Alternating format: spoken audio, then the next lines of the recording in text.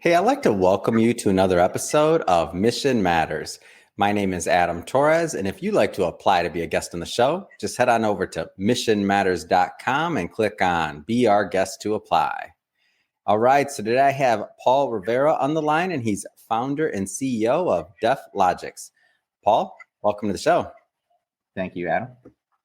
All right, Paul. So excited to get into today's topic. So a lot of entrepreneurs, executives, business owners watch this show, and they're always looking for tips and strategies and things that are going to help them in their businesses. And cybersecurity is a big deal, relevant issue, and lots of updates we'll be talking about regarding Def-Logix and really the plans going forward and what people should be thinking about.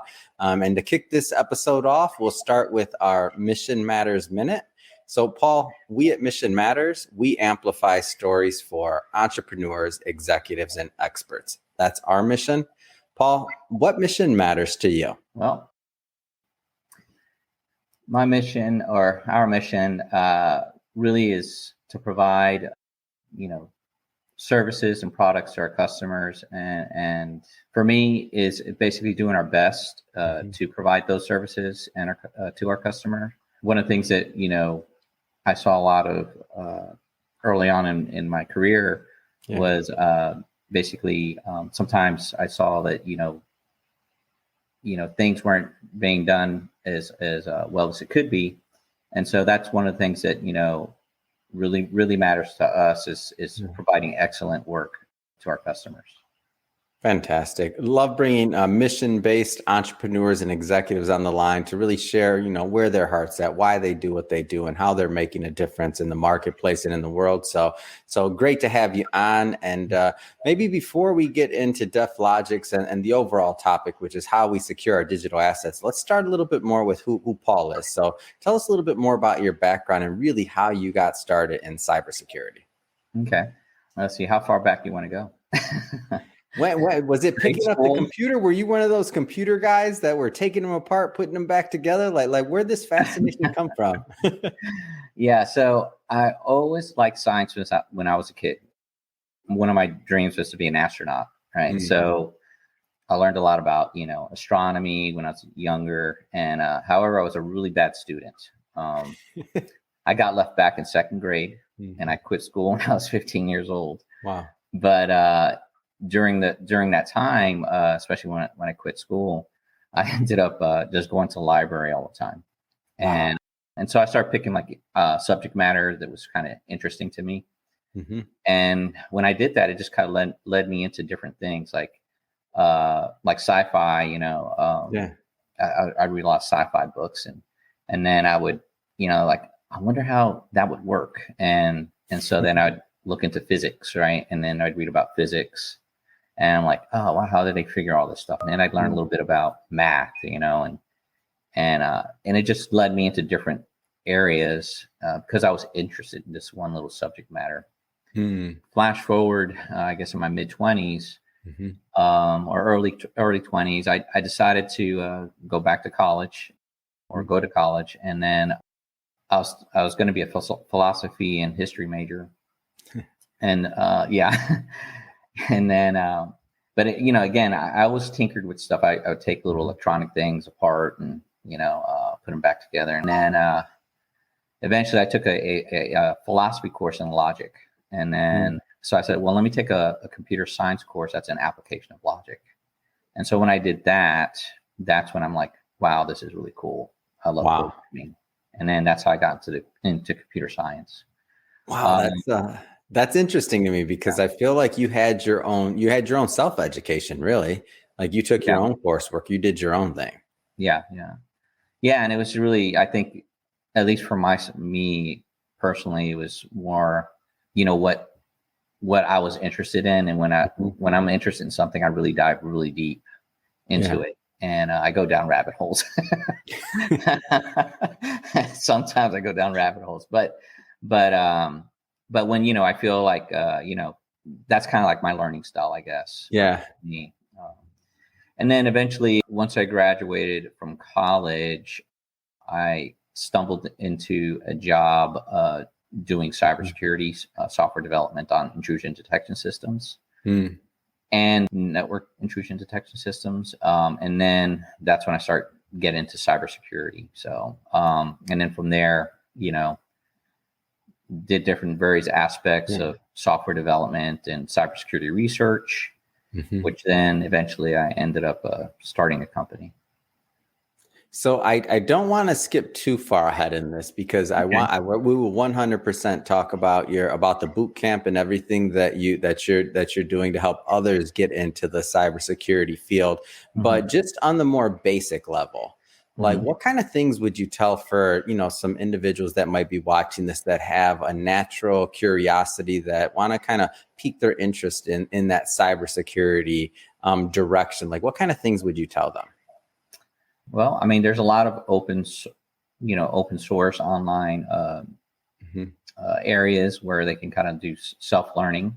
I think there's actually also a lot of groups that you can join and learn a little bit about cybersecurity.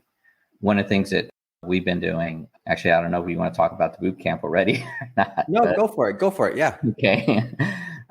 So we developed a boot camp in order to get people into cybersecurity, the cybersecurity career field. And so that's one way, boot camps. There's also a lot of certifications and whatnot. Now certifications, I mean, they're good, but if you're not really applying what you're learning, it's not going to stick, right? So I guess if I was starting out right now with no background in cyber, I probably would start off with some type of a boot camp or self-study to get a little bit familiar with the field, see where my interest lies, because there's a lot of career paths you can take in cybersecurity, and see which one interests me most, and then just pursue that.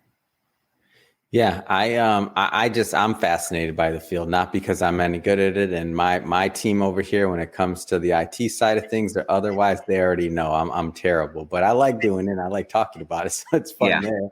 But so going further into today's topic, so securing digital assets. As I mentioned earlier, a lot of executives watch this show. They're looking for tools. They're looking for even just a way to think about, something from a different angle and approach a problem differently. What kind of things should we be thinking about when it comes to just securing our digital assets in general? It's basically, I would say, the key thing, some of the key things are, making sure that your employees and your IT staff is well educated on the subject matter. Some of the things that a lot of breaches occur, they're really two main reasons. I feel in my experience is really lack of education for or knowledge or understanding of what how you can be compromised, and that goes from the CEO down to the person working at the front desk to your IT professionals. Not being aware of certain things or certain basic security precautions you can take mitigates if you know the right things, it mitigates quite a bit of the threats out there. The second one, I would say your technology, right? A lot of the technology out there right now is I think it's progressed quite a bit. Yeah. But the main thing I feel is that a lot of times the IT staff doesn't leverage their technology to the fullest, right? So, for example, they might not configure, a firewall properly, or they may not configure settings in their host machines. You have to have logging and auditing available. So when you do get breached, you can know what happened, how much damage is on the network, and cover it quickly. Backups, those are pretty straightforward things to do. So taking it maybe one step further, I always find that like cybersecurity is like you don't know what you don't know, right? And that's until something happens or until something, then you're always like, come on, I didn't think this, and then in retrospect, everything seems like, oh, that could have went a lot differently if I would have done some of these key things. Yeah. So just taking it one step further for those that, this might be the only cybersecurity interview they've watched all year, right? Yeah. Like, let's take it a step further. So now we got their attention. Like, what else should they be doing? Basics, I would say two-factor authentication is real basic and widespread capability now in most IT infrastructure, email, banking, everything. That mitigates quite a bit. I would say also, perhaps I would say educating, your employees on some of the simple things that they can do to prevent compromise. Like, for example, not clicking on phishing attacks, not clicking on links that you don't know where they're coming from. Maybe even verifying, who's emailing you, calling them up and saying, finding out, is this legit link? Those are really basic things. I mean, I had one time, a couple of new employees were coming in, and they were getting texts from supposedly me asking for a game card. Hey, can you put $50 in? And, wow. Yeah, and a few people almost fell for it. Come on! I actually had one fall for it, and so then we made sure that, hey, the CEO will never ask you for $50 on a game card or $100 on a game card, so do not respond to these texts or emails. So. No, I totally get it. And these things happen. So I laugh, but it does happen, and it's unfortunate that it does. But let's switch gears a bit. So I want to go further into Def-Logix. So first, maybe tell us a little bit more about the company overall. Okay. I started in 2008. I didn't really get. What a year to start a tech company! Come on, that's a great. Let's not glance over that. You started in 2008. I love this because every time I see someone that started in 2008, all we ever hear about is the bad. I'm not saying it was easy, right? But you're still here. You're still standing. Started in 2008. All right, tell us more. I just had to bring that up. Okay. So I was around 2008. I was at a point where I was like, you know what? I've been in this career for a while. I've seen, all aspects, even the business side of it, and most of the work that I did previously was really government contracting and whatnot. So, and when I think back on it, I think I was kind of crazy and I had delusions of grandeur, and I just did it. Right. Yeah. That's awesome. I was even in debt when I was in bad debt. So launched the company. And then we landed a contract in 2009. And then from there, it was really me. And then I had hired one person. Yeah. And then little by little, the next year, hired a little bit more and a little bit more. And then we had a big break in, like, I say 2011, where we had a partner who couldn't staff the work. And, I ended up hiring like 7 or 8 people. Yeah. And from there, we just been steadily growing. Today, we're about 70 employees now. Wow. So, but it's funny how your initial ideas or initial delusion of grandeur evolves as your, as your business evolves, right? So, when I first started, I was really specializing in network intrusion detection. And then, where the bad guys were going and focusing in on, ways of getting in, then we started going into host integrity, research. And then we started doing other things, machine learning, insider threat detection, mitigation. And so, it's crazy because, initially it was just this one thing, and then now we're into all kinds of different technologies and cybersecurity subject areas. Man, just a quick sidebar here to talk to the entrepreneurs out there for a moment. We're recording this for context because people will be watching this for years to come. We're recording this in 2021, the end. We're in December. You can see that little Christmas tree in the back. I love it. I need a Christmas tree in the background of mine as well. I'm in. But, some people right now, they're going through some time. Some people are launching businesses. Some people, unfortunately, maybe they're on to their next business or, the pandemic, all these things may have kind of disrupted them a little bit. So 2008, we're talking the housing crisis. That'd be the last big major thing that happened in the U.S. that shook the world, really. Yeah. What kind of things would you tell people that are kind of going through it right now? I'd say, just don't give up, right? Persevere through it. I think that's one of the key things I notice about people who start businesses and entrepreneurs. They just don't quit. So, and then always, adapt and learn.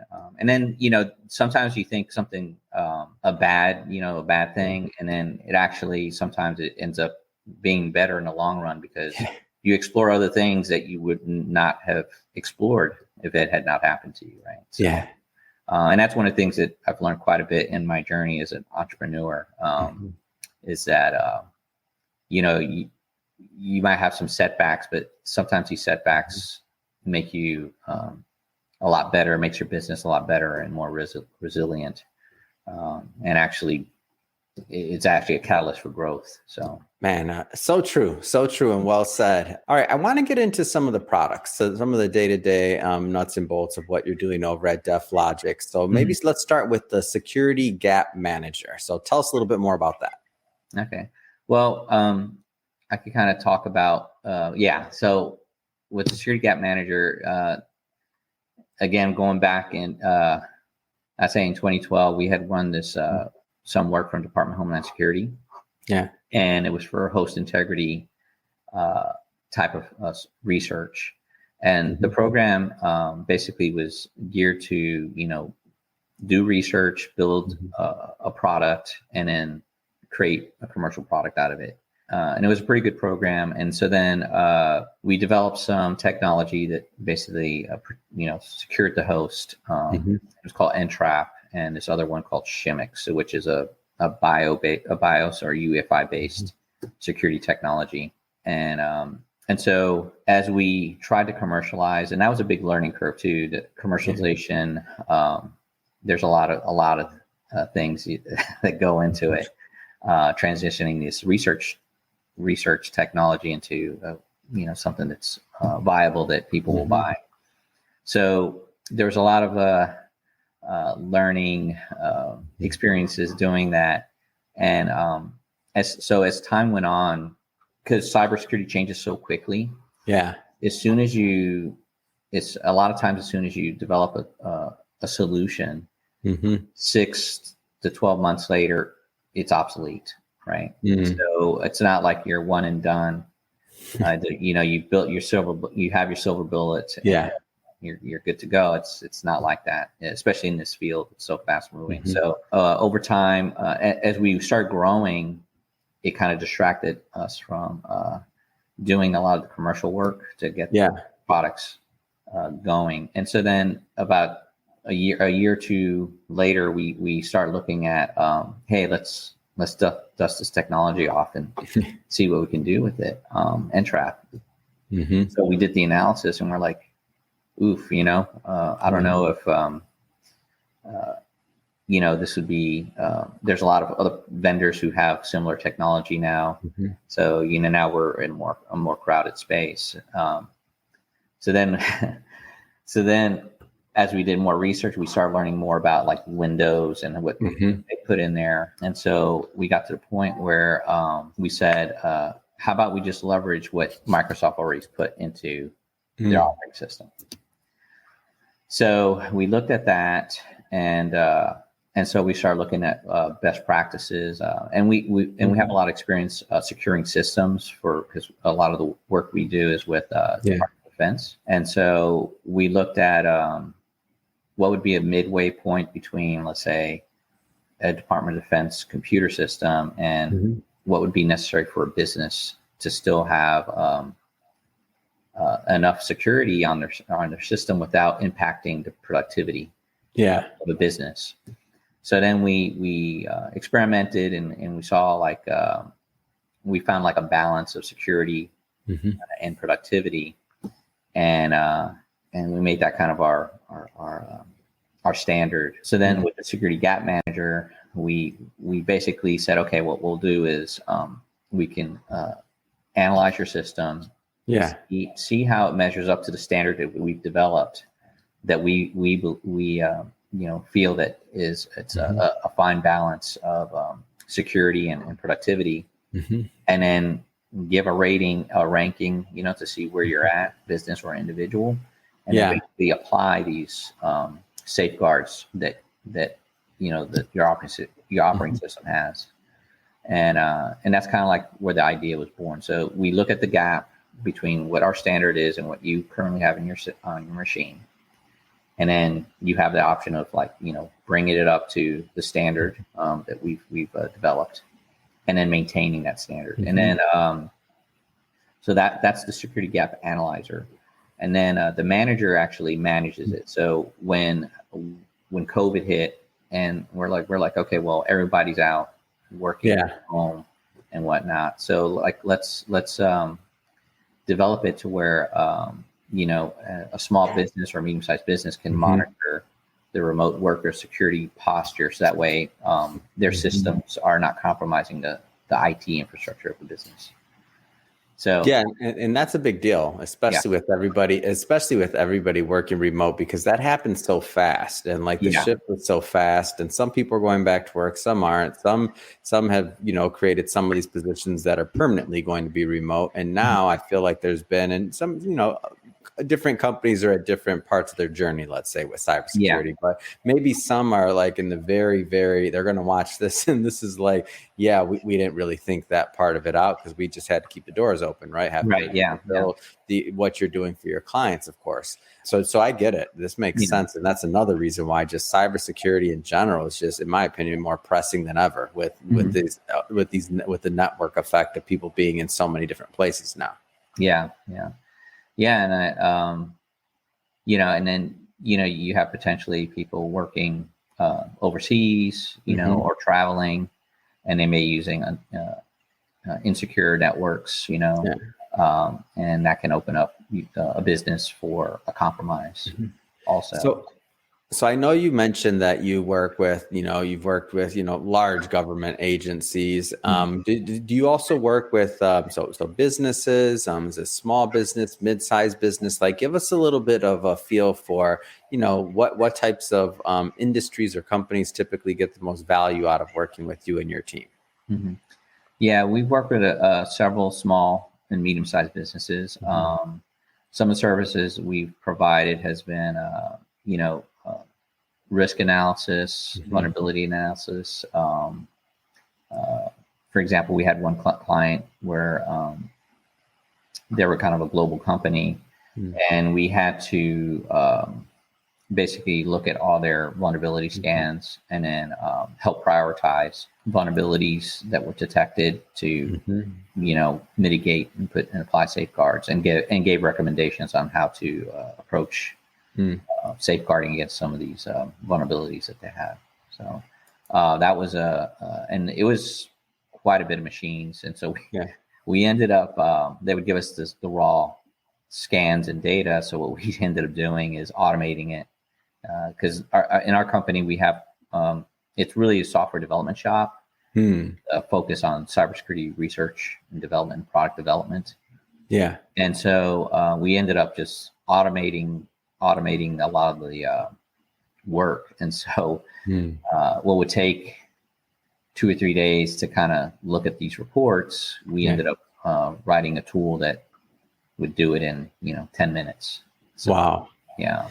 So and it sounds like the theme also. So you've mentioned a couple of different things. It seems like you're always trying to innovate, always trying to make things easier, a more friendly experience for your clients, for their user journey. Just understanding, right, that they're not cybersecurity experts. That's what you're being hired for, but they still need the data. They still need to be able to make decisions. They still need to be able to operate, right? Yeah. Yeah. Yeah. I mean, even us as a cybersecurity company, I mean, it's sometimes well, it can be tough to keeping up with these standards that, that are being proposed. For example, a lot of government contractors have to comply with some new standards. And in our journey of complying with that, we were like, oh wow, okay, we're a cybersecurity company, and there's a lot of things that we have to get done. And so it's just it is a tough. It can be a tough area.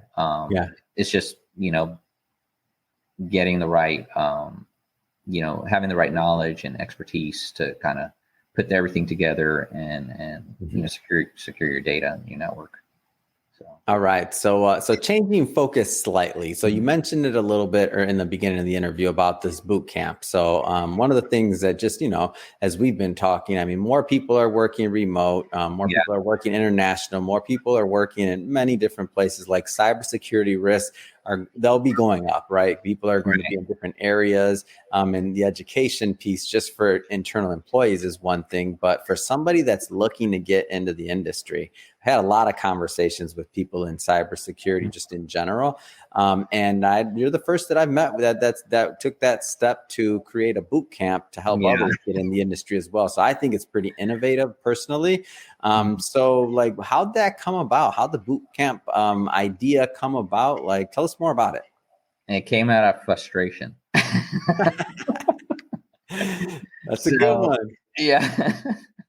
So we landed some work where we had to provide a lot of cybersecurity professionals and more service based, not software development. And so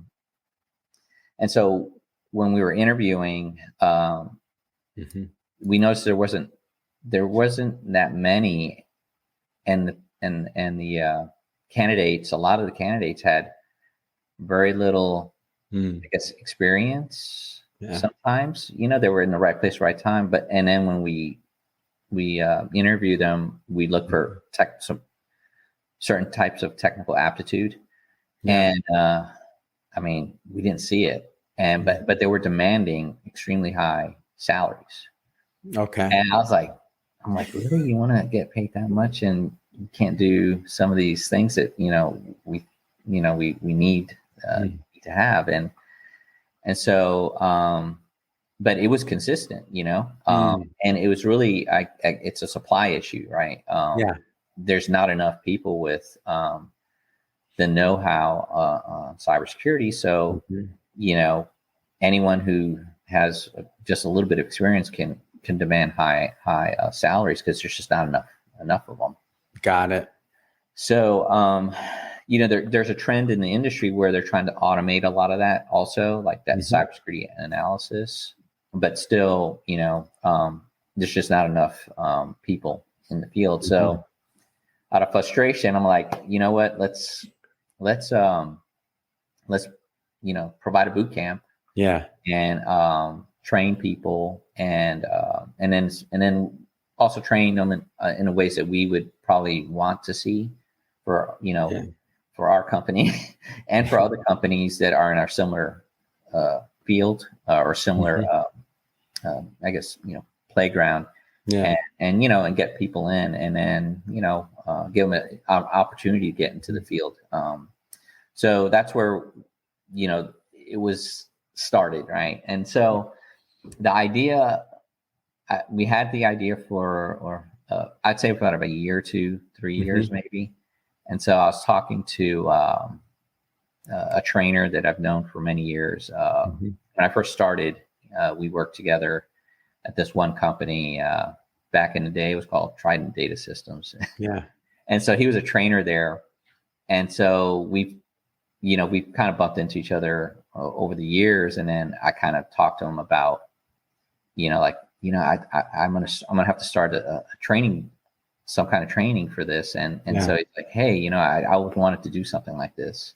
Can I help you out? And I'm like, okay. And so I kind of gave him a little bit of the idea, and then the next day, boom, he had a business plan. Multiple. I was like, man, you must have been thinking about this for a while, Yeah.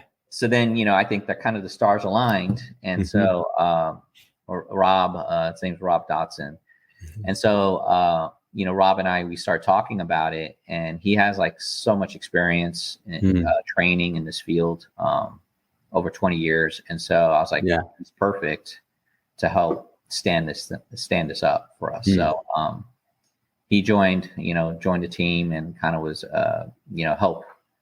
help get this boot camp off the ground. And so we started in November, and now we have I think we have we have about four more cohorts. Wow. In the second, basically in the first quarter of 2022, we're going to. What an amazing story. And I love my favorite entrepreneurial stories are the ones where like, man, I was frustrated, so I had to fix it. That's like the 2 F's, right? Yeah. I was frustrated and I had to fix it. I just had to do something about it. And I'm like, oh man, I love when entrepreneurs do that, because it's something just happens usually good sometimes in the market. So for example, like you're expanding the market right now, you're bringing in new talent. You've had, blessings in your life, and now you're being a blessing as well. And you're roping in your buddies, getting them involved. Come on, we got to start this thing. So solving problems, it's great. It's great. Yeah. And then, and then that kind of, in a way, it's kind of in line with, because I really feel like maybe sometimes college can be overkill in some professions. Totally. And I think the cybersecurity field, there's a lot of opportunity there where learning the basic skills can launch you into a really good career field with lots of different career paths and opportunities. Yeah, it's really high in demand, and so I think the boot camp is a great opportunity for people who are non-traditional types of learners or students to basically a really cool career path. So. How long is the boot camp? Like, tell me a little bit more about just the expectation, like that kind of thing, like how long it is, what people can expect. Yeah. So, we had two boot camp lengths, right? So one was the full-time one, which was the 3-month, right? Yeah. And that would be 8 hours a day, 5 days a week. So we saw that, there wasn't as much interest in that one. We did have interest in that. And then also we have a 6-month, and the 6-month one is basically night. You can still have a day job, and go train at night. So that's the one where we have the most interest in. So and we have both available. But right now, at least for this first cohort, we started with the 6-month night school boot camp. It's awesome. It's awesome. 6 months later, especially for the person, like you said, like this might not take, years of, and you might not need all these other things you have to do sometimes in college. And just in general, it's like, if you know, this interests you, if it's something that you maybe have a passion for and you want to look also for opportunities and you're looking for, like, just do it. Like, you don't have to wait all that and spend all this time. Like a lot of people, and I'm glad this came up, by the way. It's a lot of people that may not, we've been fed to go to college and a lot of these things for a long time, and not saying I'm against college. I will get emails, we'll get all kinds of stuff. Okay, great. I said that, not against it. But in the same sense, it's like, people are paying, like debt and other things. College is a product. Like, at the end of the day, college is a product. Vocational school, it's a product. Like, there's different paths. And for us to kind of, as business owners, so now I'm talking to you as a business owner, for us to, as a business owner, to say that maybe they need that college or this or that. If you don't, and you really could maybe get more value out of somebody else that is more specialized in what you actually need, I mean, all the better. So I love there being options there, and you're providing options to the market. So I think it's great. Yeah. And so some of the things that we're also doing on top of that is, so we have the foundational course, right? And the foundational course, it really gives you that foundation to actually start a career in cybersecurity.